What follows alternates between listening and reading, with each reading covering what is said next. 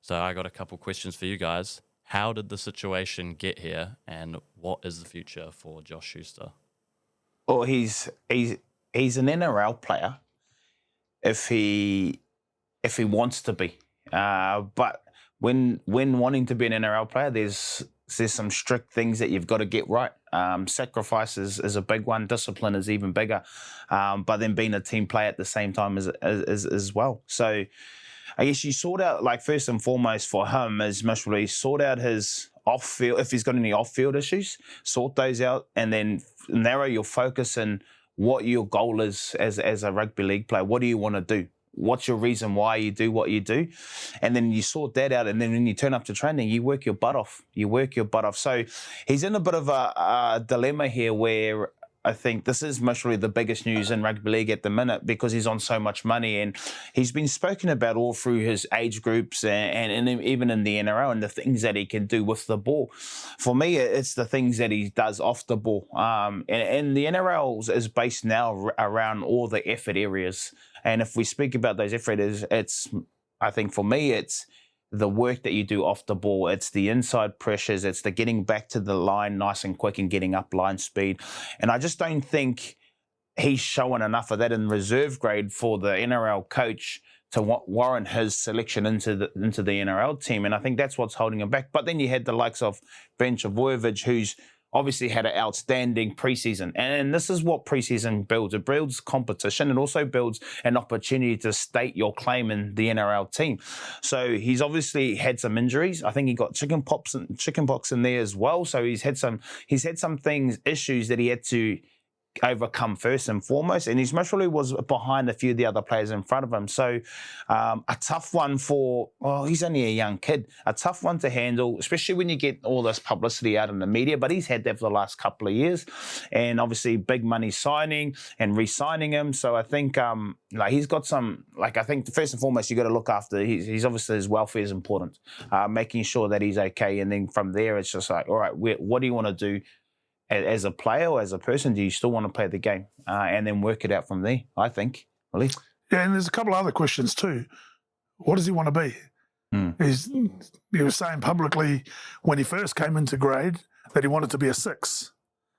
Well, to be a 6, he's got to be a lot fitter, a lot smaller, because there's no doubting his skill. You're seeing some of his chip and chases and his passes to set up plays, just so natural, and he's one of the most naturally gifted ball players that we have in our game. But for his size and for his speed, he's a back rower. He's better on the edge. But you talk about pre-season being competition, Olukai'atu's their standard back rower. That's the standard, and he's nowhere near that at the moment. He's nowhere near that. And you never begrudge a player for signing a contract that's been offered to them, especially a big one. And I put some of the responsibility of that back on the club, because what had he done up until then? Very little. He hadn't done much. He hadn't really proven himself. And there was always questions about his fitness, and he chose not to go to the World Cup to stay back and have a pre-season. And how did he come back after that? Not fit enough. Same last year, said to Samoa, no, I don't want to play. I want to concentrate on Manly. Pre-season, what happens? He misses the Vegas trip, still hasn't played, and now he's out the door. I think they've done, Anthony Seibold's done a great thing by giving him the 2 weeks off. I think it's important, his welfare and his well-being, and he just takes that time to sit back and decide truly what he wants to be and whether he can dedicate and apply himself in the right way to have the NRL career that everybody expects of him and knows he can do. And like they said, no other clubs chasing him. Surely there's, that's a bit far-fetched, I think. Yeah, his agents come out this morning and said there's at least 4 or 5 that have spoken to him. And you would speak to him because he's such a talent. Yeah. And if you did, and I saw something this morning about if Melbourne's one of them, you're putting stipulations in. And I remember when Melbourne took George Rose down there. Yeah. Big fella at Manly, was a fan favourite, was a fan figure, but was never the fittest. Got to Melbourne, they put him through the ringer, lost all that weight, got really, really fit, and that could be a good place for him to change his approach and change his mentality and his professionalism to becoming what's needed. I think that place will be important. Like the Storm would be an important place for him if he really sits down, like you said, and sits down and takes a think about what he wants to do as a player and where he wants to go. I think going to Melbourne and just going there for an opportunity, and let's just take the money out of the equation and just going down to just become a better person, better player, and going down there to go and work your butt off. And say if you work your butt off for that whole time and it doesn't work out, at least you can say you gave it your all.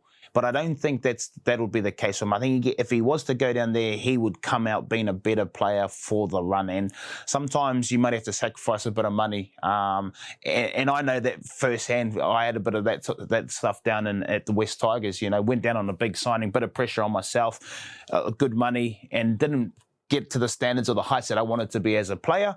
So I got an opportunity to go to the Broncos, and you have to take a bit of a pay cut just because you need to find the why and why you love the game and start believing in yourself and what got you to where you are. And that's what I found with my time. I enjoyed my time in Sydney for the Tigers. It challenged me. It made me a better person. It made my family stronger.